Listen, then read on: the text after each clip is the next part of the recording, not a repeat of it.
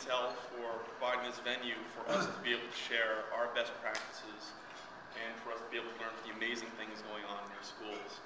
I'm going to start with this first slide, which is a video, which I think exemplifies what our school is all about. Hit it, Christy.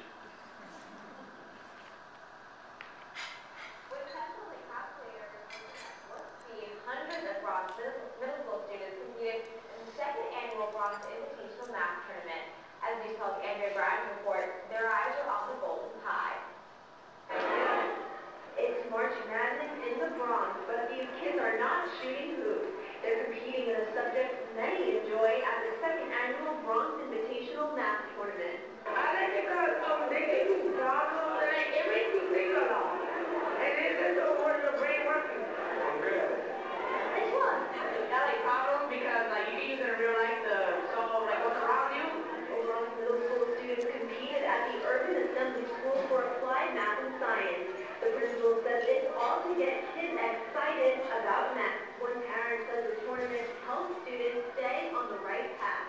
This is a good competition for the kids because it keeps them off the streets, it keeps their mind busy.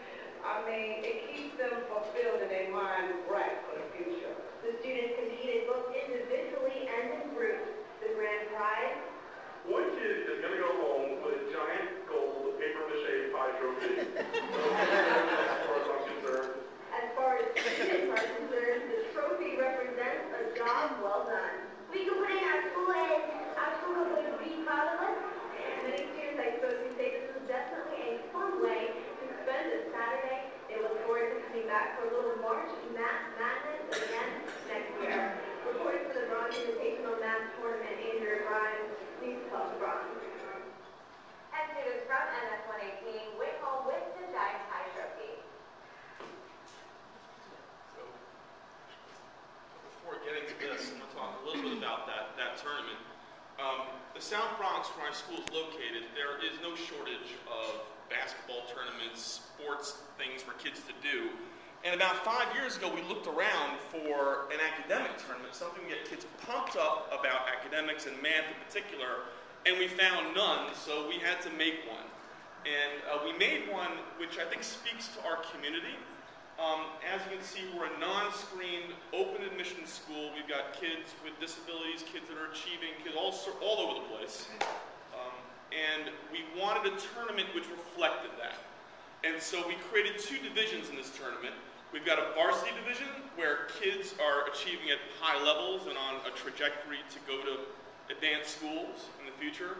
And we've got a junior varsity division where kids are allowed in if they haven't quite experienced success in math. Maybe they pre-love math. Maybe they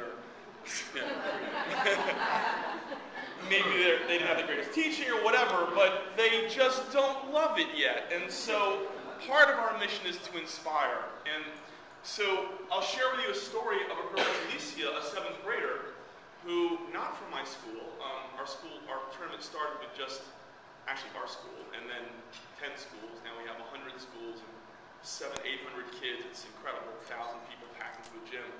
But Julie's from another school, and she won a medal, slight girl, and she went up and got her medal at the end of the day, and she came back, and she was crying, and she went up to her math coach, and she was a couple feet from me, and junior varsity division, and she said to her coach, "I've never won anything before.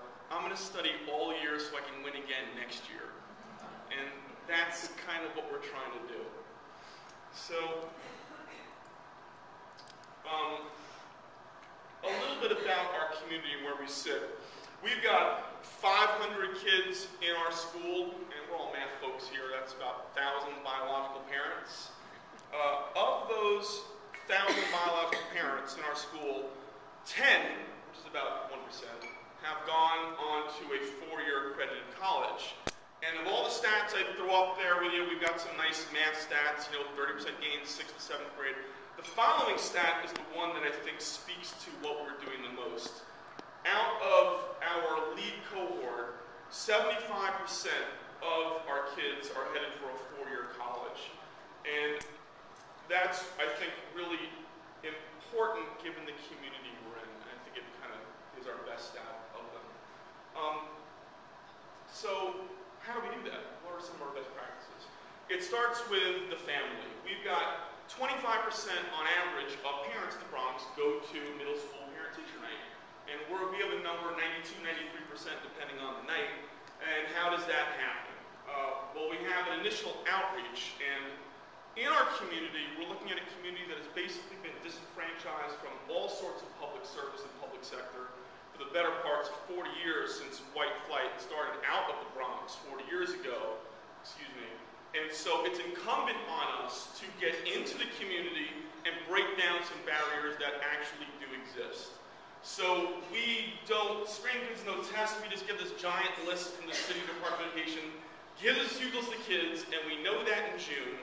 And then we rent cars, and our entire teaching staff goes out and fan out across the Bronx for the second week of August. And we visit every single one of our incoming kids at home. And we bring them a first uniform, and we sit there on the couch, and we pet the dog, and listen to all the stories, and look at the Yu-Gi-Oh cards, and do that whole thing.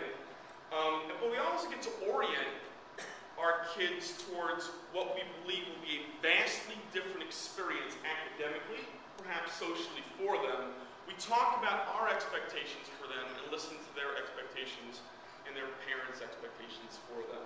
And that is an initial impact that I think leverages throughout the school year and a 7-year trajectory.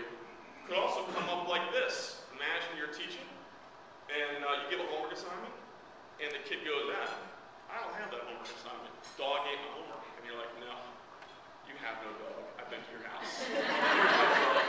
So it starts initially, right?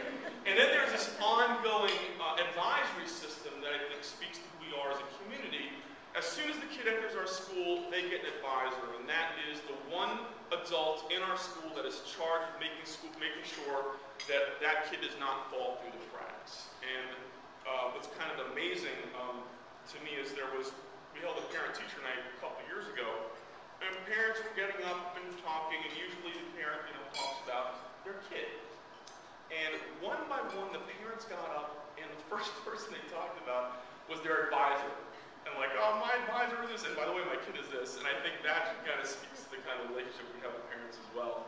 So we do a lot of work with the families, and we also do a lot of work with teachers. We have a team structure where instead of in a small school having one 6th grade math teacher, one 7th grade math teacher, and one 8th grade math teacher, creating isolation, we've been able to, thanks to Mr. Kovach, our incredible AP, to schedule our teachers so every teacher has another teacher in that building who teaches exactly what they do, creating an authentic team, and then we bring in some assistant principals to lead those teams in development. So they've got some real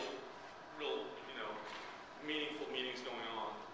Teacher team meetings are built into the schedule, and I think most importantly, there's an ongoing conversation about teaching and learning which permeates the hallways and everywhere in our schools. So if you are literally walking down the hallway, you'll see teachers, they are most likely talking about what they just taught, what they're about to teach tomorrow or the next day, or perhaps even the next month.